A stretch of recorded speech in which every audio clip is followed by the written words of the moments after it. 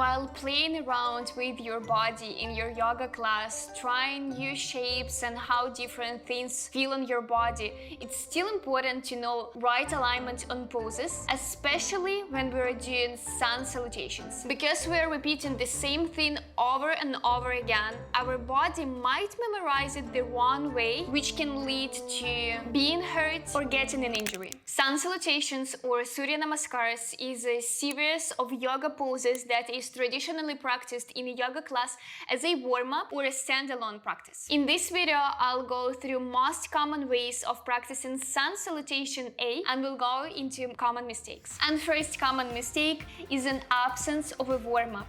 Yes, in some classes, sun salutations is a warm-up, but warming up prepares the body for deeper stretches and prevents injury. Never avoid your warm-up. Second common mistake is practicing sun salutations right before bedtime. Surya Namaskar includes a lot of deep back bends that quite activating for our nervous system, which make it more difficult to relax and fall asleep. But if you do choose to practice the sun salutations right before your bedtime, go into moderate practice, do not do deep back bends, and go slowly. Third common mistake is rushing through your practice. Calm down, you're not late. Slow down and really take your time to make that deep inhale and slow exhale. Notice what feels different in your body today, what feels new. Take your time to merge your movement and your breath. Focus on the feelings in the pose and be present. And let's go into alignment mistakes. First, we'll begin with our Tadasana or mountain pose. Some yoga classes, like for example Ashtanga yoga, will suggest putting the feet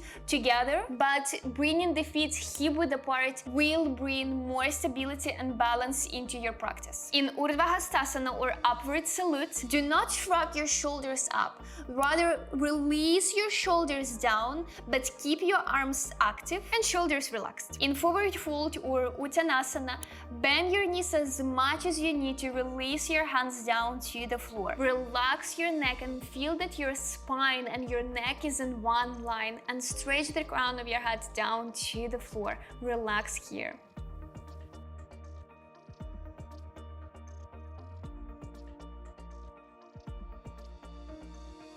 In plank, make sure that your hands are a little bit wider than your shoulders and spread your fingers nice and wide. Lift your back, push the floor away from you, but release your hips a little bit down, tucking the tailbone in and engaging through the abdominal muscles. Your feet can be closer together here. Okay, hold on right there. Do you know that there are 3 different ways to continue after the plank? First one is most moderate, and it's bending the knees down and then bending the elbows, release your chin and your chest down to the floor. Second way is a bit harder, which is only the bending elbows all the way down as if you were doing a push-up, and releasing all the way down to the floor onto your belly. And the third way is the advanced one, and it's chaturanga dandasana. In this one, first we'll shift the body weight to the front and then bend the elbows halfway. Make sure that your biceps hugging your rib cage and elbows pointing to the back of the room. Next, we're going into a back bend, and if you're in the first or second version, then it's better to go into a baby cobra, lifting your chest just a little bit off the floor,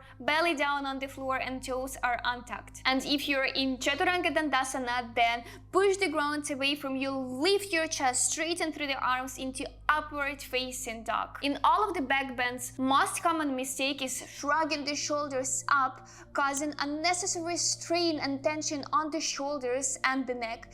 And in all of the back bends, push the ground away from you, release the shoulders down away from the ears and reach the crown of your head up into the sky like your spine is growing here.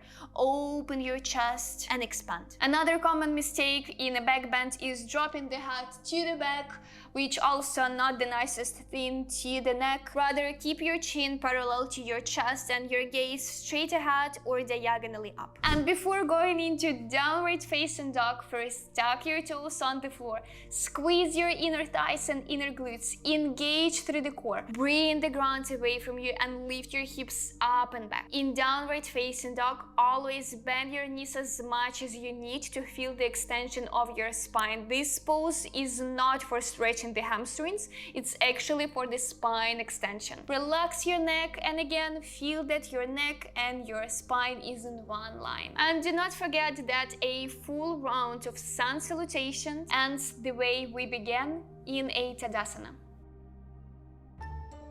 Watch this video to find out most common mistakes in yoga poses alignment and how to correct them.